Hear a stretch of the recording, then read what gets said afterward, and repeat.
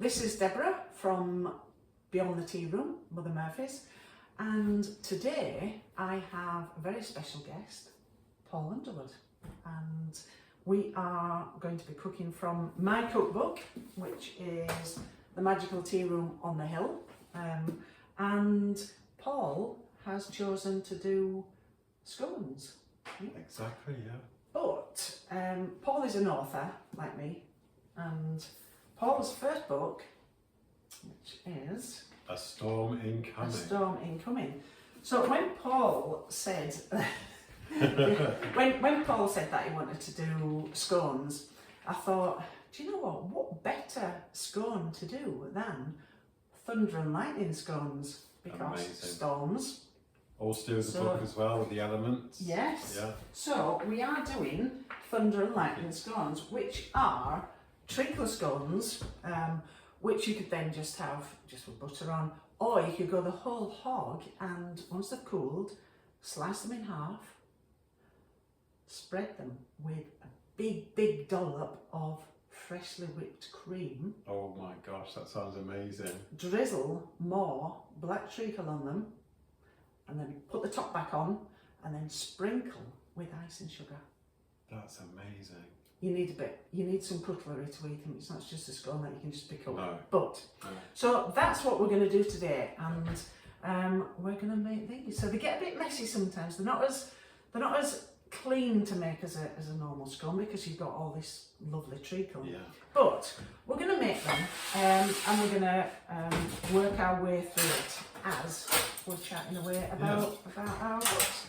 Okay, so the first thing that you need is your flour. Flour. So pop your flour in, and that's just plain flour. Mm-hmm. There we go. Thank you. And into this, we're going to put our baking powder. That's that Which one. is that one. Yep. Yeah. Right, yep, that's your baking powder. So just pop that in. Yeah. And if you just give it a stir, because what you don't want is so if you use your knife, Oh gosh. that's a bit easier just to get it. Yep. And that just means that you're not going to get one scone that has all the baking powder in it. Yeah. And then this is when you wish that you had smelly vision, because we have our spices to put in, and we have mixed spice and we have cinnamon. So if you pop those in. Oh, cinnamon goes with anything, doesn't it? It does, yeah. Oh, There are some people that don't like cinnamon. Though. Really? Yeah. I know there are some people that don't like cakes as well. In fact, I'm married to somebody. Can you believe that I'm married to somebody who doesn't love cakes as much as I do? Yeah. gosh. Yeah. Never told me that when I met him. Yeah. Yeah. Right. Okay. Well, at least that's more cakes for you, isn't it? I think. Yeah. It is. Yeah. Yeah. And doesn't it smell just? It does, just yeah. Lovely. Lovely. Like you said, I just wish you could smell everything. It just smells amazing. So the next thing that we're going to do is we're going to mix in our butter. Right. So I'm actually using stork for this because many years ago I discovered that making scones with stork makes the lightest scones ever. So we're using stork. So pop that in, and these are not going to be as light as normal scones because we've got the treacle in. But yeah, and all you're going to do is you're going to have you ever rubbed in before? A long time ago. So you just keep doing it, and it just will eventually get there so that there's no lumps. Got Yeah. you. So just nice and gentle. So tell us a little bit about yourself, Paul. Me? Well, I grew up in Northampton town. That's kind of an hour from London and an hour from Birmingham, dead centre. Moved to Wales, my mum being Welsh, a lot of my relatives are in Wales, so I moved there.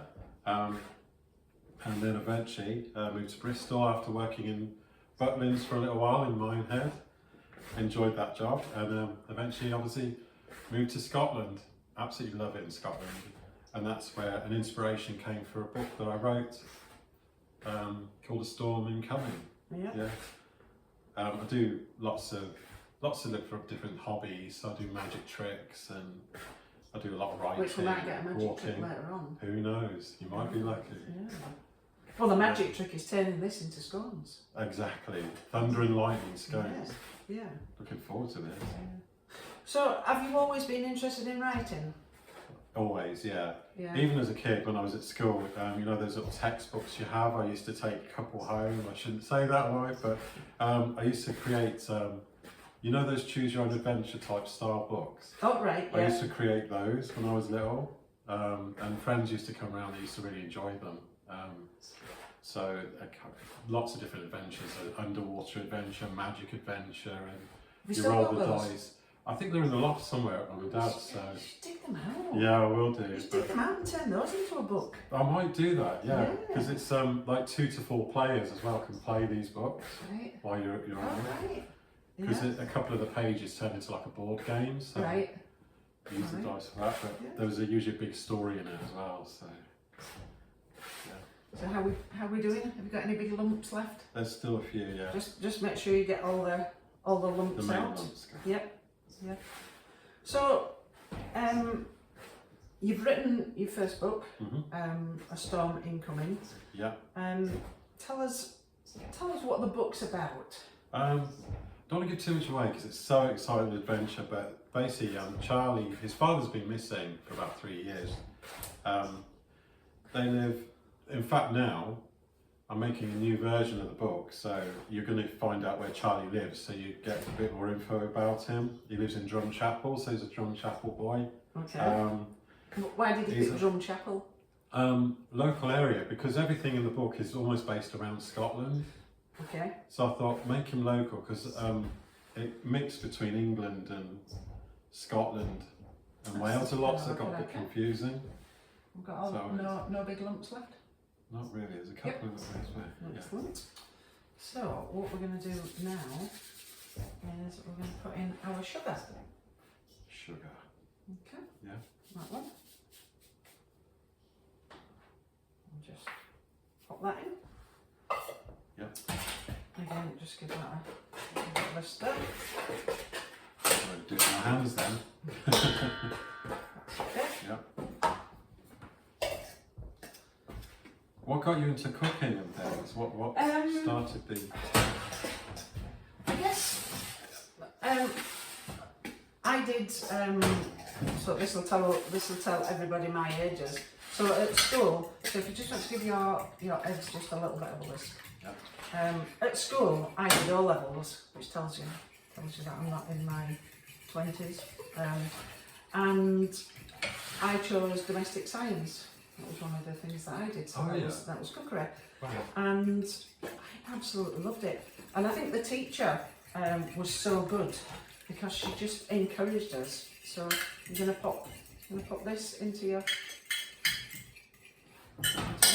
Just make a little bit of a well in there.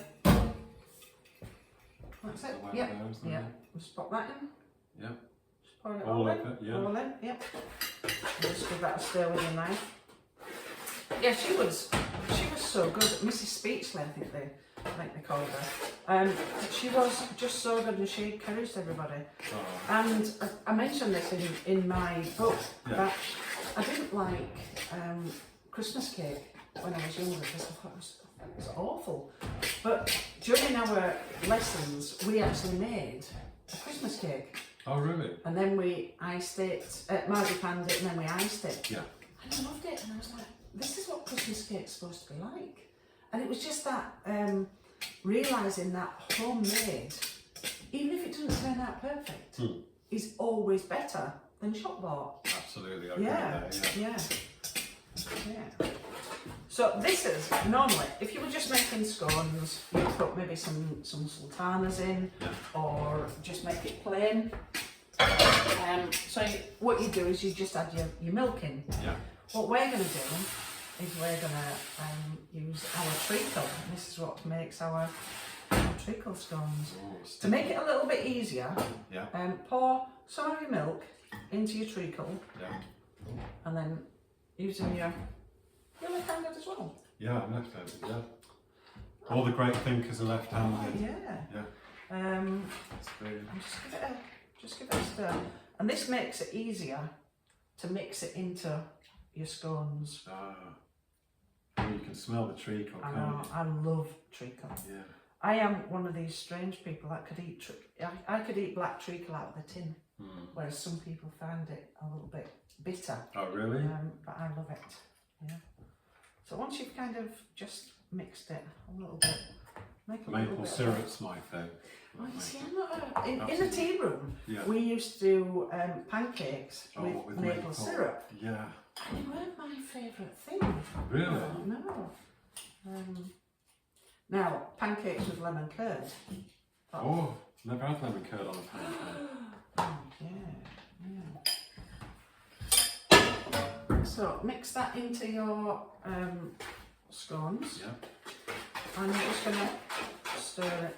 So yeah, so that's where my love of baking came. And then I grew up and I had kids. So you start baking for the kids, and you do birthday cakes and you do buns, and I just loved it. And I love watching people eat it, and I love kind of taking all these ingredients and thinking, there is no way this is going to turn into a cake. That's amazing. Yeah. Yeah. And that's just kind of where it came from. It just got, and I still love it. And this is why I've started doing the Beyond the Tea Room, because I miss doing the baking. If I baked now, I'd eat it all. Yes, I can imagine. Yeah. So it's kind of nice having somewhere to bake, because when the tea room closed and I started selling the cakes online, I didn't enjoy it.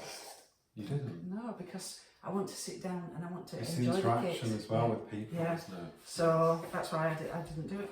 And if you can't fill your cakes with love, there is no point making them. That's true. Okay. Well, you've got to be strong with this. I'll tell you, it's tough, people. Right. So you're going to mix your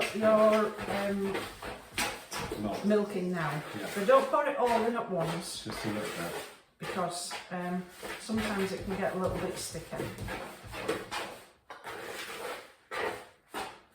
You want a soft dough, but you don't want it incredibly sticky. Although the treacle scones, the dough from that will always be stickier than standard scones, because you've got this. Are you still using the knife? Yeah. I am, yeah, just for now. But if you find it easier, just use your hands. Yeah. I'm kind of thinking mine is just about there. Yours looks amazing. Yep, so mine is, I have got enough milk. It's like you've done in it before. Yeah, you think I have? I know. Yeah.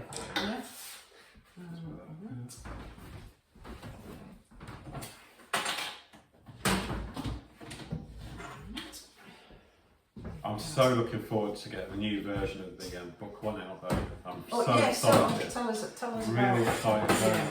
So I'm basing it in a place, and there's a bit more to the story, because what I noticed with the first book as well, you don't really get to know Charlie as a character. Just going to need some more in there. You don't really get to know him as in person really, so I'm putting a lot more personal things, like he's going to visit certain places, such as, for example, he'll be going to see, what are they called, those horses, those big horses now? Oh, the kelpies? The kelpies. So he's going to see the kelpies, which are water related elements. Yes, yeah. And they'll be coming to life, and there's going to be a bit of an adventure there. So there's little extras going So into it. what age is your book aimed at? It's aimed from about 9 to 15, I think, really. Right. That kind of area, yeah. Well, I've read it. I enjoy reading it. Yeah. So it's kind of an adult. So I kind of thought it was a little bit Harry Potterish. Yeah, it kind of is. That's the other thing I'm taking out actually. So because it's got a lot of magic in it, I'm telling that to a power rather than magic. So they'll have abilities and powers now, because it makes them more vulnerable. So it makes more of an exciting adventure. Yeah. Because with magic, sometimes I feel it's a bit of a get out clause. They're just about to get you in pan. I've disappeared and I'm over there. So right. that's all changing as well. So I guess you've almost got a new book. But anyone that has bought the book, I am going to, when the next book comes out, I am going to do it so it's you get a code.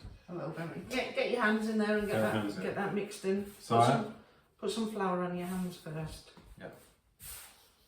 So I'm going to give you a code that will get you it cheap rather than obviously a full price because you've already bought the book. Right. But yeah, I'm hoping it'll come out sort of early next year is what I'm aiming for. Okay. Then obviously we've got book 2, which follows on nicely. It is a standalone book as well, so you can read it without having the other books. You've read it. I mean, what did you feel? I thought it was a good book. Yeah. And you were talking about doing a book, kind of like a introducing everything, Yeah. which would be good. But as you say, it can be read and enjoyed. There's a prequel. There's a prequel there. If it depends how it goes, so you get to know his family. Yeah. So I think How's that looking? that's looking okay. So that's a little bit of flour there. Yeah. Okay. Never done this before, folks. So plunk it out. Yeah. Yeah. Cool. And put some flour on your hands. Yeah. And then what you want is it just to be just a bit like that. So put a little bit of flour on your hands and it'll get that off. Oh, right. So rub it through and it'll just. Oh, that's clever. I didn't know that. It's Stuff like like magic, isn't it? It is. It is. Everything's magic. And then you want plenty flour on the table. Yeah. Yep. And then just give it a bit of a knead. Yep. Knead. What's that? That's Like it. that? Yep. Like that? Not too much. No? Yep. That's all right. And bring it all together. A little bit more flour. And then it's all going to come together. Wow. You can tell I've done this before, can't you? There we go. And that is. Oh, that's good. That's ready. Okay. Yeah. What we're going to do is actually add a little bit more. Just to make sure it's not going to stick. And we will get maybe about 18 out of these. Or one giant one. Or one giant one. Yeah. And put a little bit of flour on your rolling pin. Oh yeah.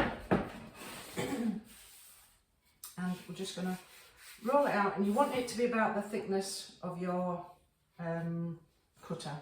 So Okay. a little bit. Yeah. And you can choose how big you want to make your scones. If you make them really big, they're very indulgent. So that's enough. Yep. Good. Yep. What we're going to do is put some flour there. Yeah. And dip your butter in it. And then just get our trays. We're going to make about 18. Oh yeah.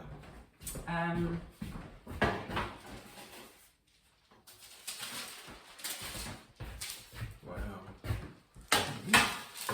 So pop them onto your tray. Is that baking paper, is it? That's parchment paper, Oh, which means nothing sticks to it. right. Yeah. And just put them on. And with each time you're going to put it, just put it back in the flour. Yeah. Because the treacle scone mix is a lot stickier than a normal. It is quite sticky, isn't Yeah. it? Yeah, but you know. But they feel nice, don't they? It's a nice dough. Yes. Yeah. It smells nice as well already. So I would do 4x3. Oh, 4x3, yeah. Yeah. Because they will spread. Well, not spread. Yeah. But you don't want them sticking too much. Sticking to each other.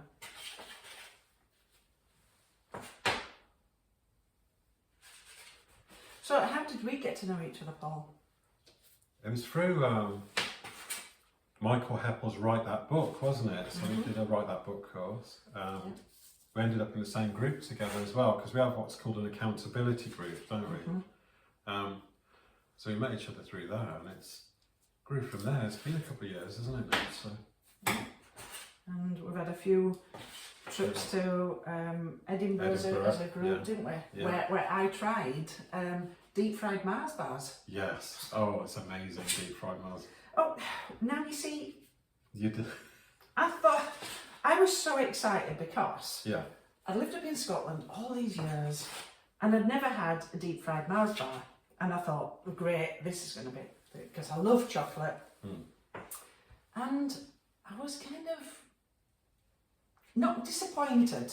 Really? So that's what we're looking for. If we just nicely laid out.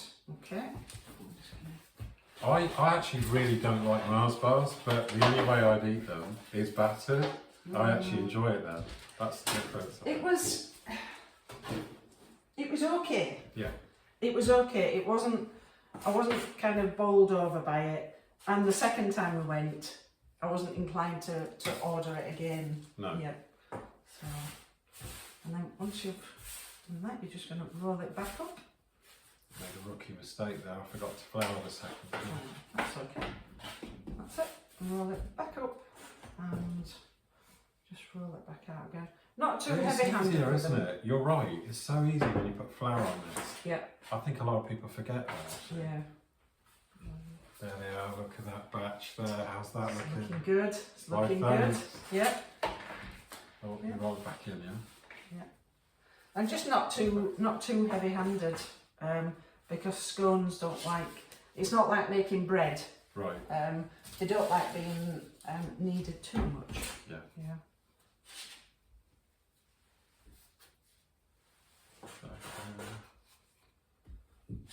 So how have you found the writing process then? Very.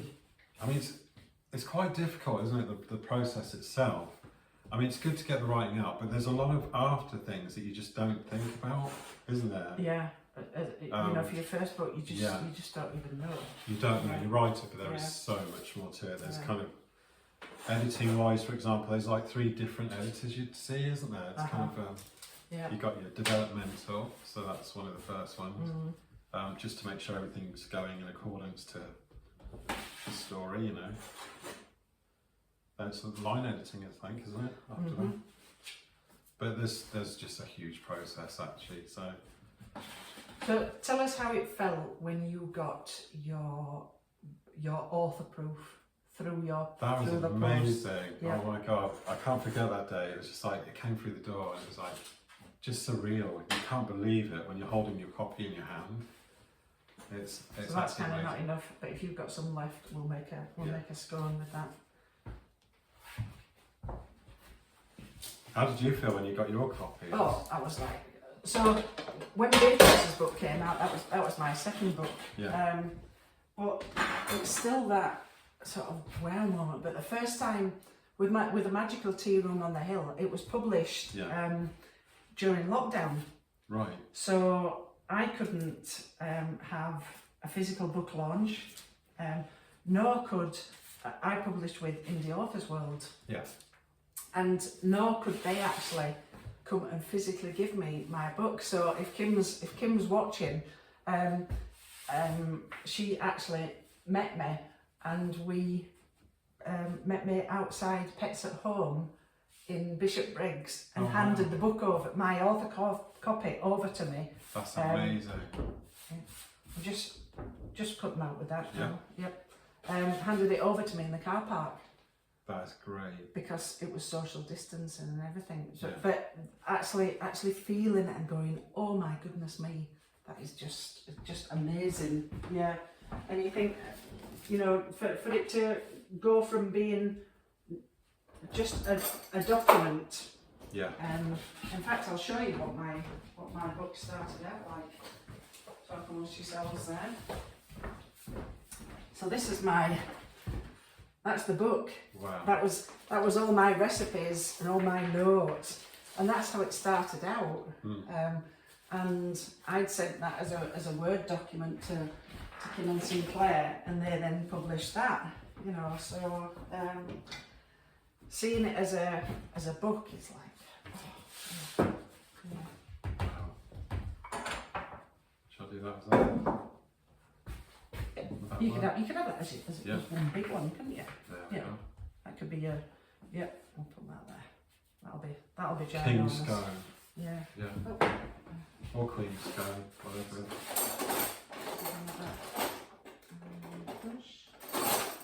amazing, man. Can't just see my brush at the moment. So I love how easy it's done as well, isn't it? I know. Yeah. And then all we're going to do is we're going to brush the tops. And I can't just find, I know, I can't just find my other pastry brush, so I'll do it and then you can do yours. So when you're brushing the top, just try not to get too much on, because if it runs down the side, that actually stops your scones rising. Oh, does it? Right. Yeah. Why do you put milk on it? What's the... Because it makes it look nice. Oh, is that what it is? Yeah. Oh, right. Yeah, that's the only reason. Yeah. Yeah.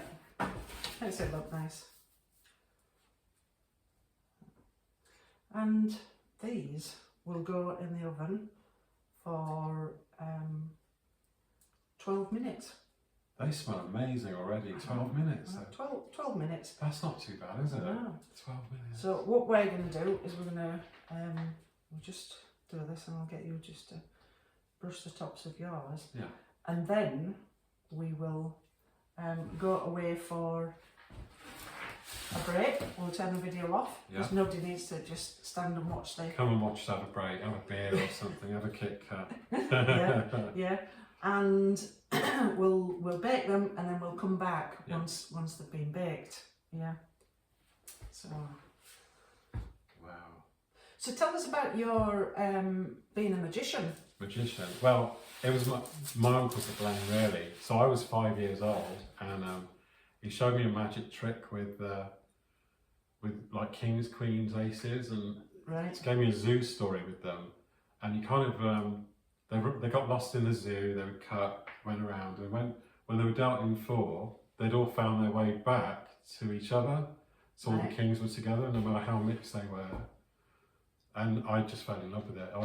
I wouldn't let him show me how it was done. I wanted to figure it out for myself when I was 5. Yeah. Worked it out in the end, and from there on, that love of magic grew. Right. And I started inventing and experimenting a few bits, and had the Paul Daniels set. Obviously, that's. So was he one of your heroes then, Paul? He is, yeah. Paul Daniels. I think David Copperfield. I loved his magic. Doug Hemming. You know, those. That was kind of my sort of era of magic. Right. Absolutely loved it. So do you do magic tricks for other people then? Well, I kind of attempted a show, but I do get very nervous in front of crowds. So what I do is I will do table hopping magic. So I might go to like a pub or a bar or something, go to different tables with a few people around it, and then do close-up magic with them. Usually it's always card related. Right. So I tend to use cards. I don't go into the cardistry stuff, you know, I don't do stunts with cards, you know, they do but... Do I recall that at your book launch you did card tricks?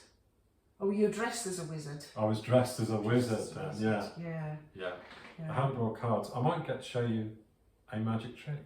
Yes, if you like, while we're sitting and eating our Thunder and Lightning. Who knows? Yeah. Might treat you to something special. And this is our scones, just about ready to go in. Yeah. There you go. It's painted well there. Yeah. There we go. Okay, and we're gonna put these in at 220 for 12-15 minutes. If just to test them, if they come off the parchment paper easily, they're ready. Right. Got you. Yeah. That's good. So okay, and we will take a break. Go and get yourself a cup of tea, and we will come back when our scones are baked. Oh, exciting. Okay.